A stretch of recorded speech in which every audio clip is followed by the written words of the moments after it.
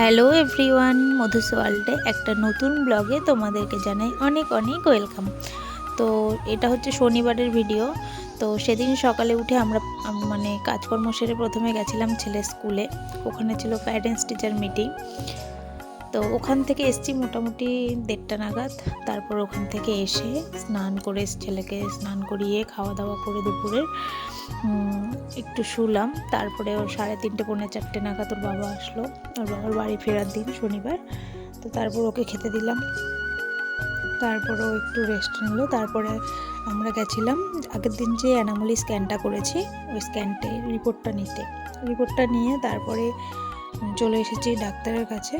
আর ডাক্তারের অ্যাপয়েন্টমেন্টগুলো আমি সাধারণত শনি রবিবার করেই নিই, কারণ ওর বাবা যেহেতু থাকে। তো ওখানে গেছি 6:30টায়, কিন্তু আমাদের অ্যাপয়েন্টমেন্ট ছিল, কিন্তু ডাক্তার অনেকটা লেট করেছে।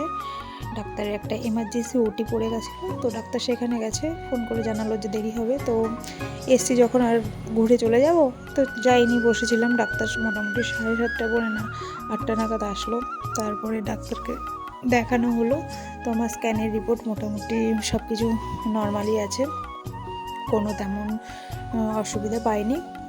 তো ডাক্তার আগের ওষুধই দিয়েছে, কিছু নতুন মেডিসিনও তার সঙ্গে অ্যাড করেছে। আর ছেলে দেখো এখানে দুষ্টুমি করছিল। আমরা আর কি এখান থেকে যাব মেলায়, আমরি মায়ের আশ্রমের মেলা শুরু হয়েছে 1 সপ্তাহ তো হয়ে গেছে। ছেলে রোজই বায়না করে মা মেলায় নিয়ে চলো। তো আমি বলছি যে বাবা আসুক, আমরা 3জন মিলে একসঙ্গে মেলায় যাব। তো এই বলে বুঝিয়ে রেখেছিলাম। তো আজকে ভেবেছি যে ডাক্তারটা তাড়াতাড়ি দেখানো হলে একবারে মেলাটা ঘুরেই আসবো। তো ডাক্তারখানায় অনেকটা লেট হয়ে গেছে। তারপর আমরা 8টা সাড়ে 8টা নাগাদ মেলায় আসলাম, 8:30 নাগাদ। তো এখানে এসে প্রথমে তো ঢুকতেই জাম্পিং সব রয়েছে। ছেলে তো বায়না করছে উঠবো।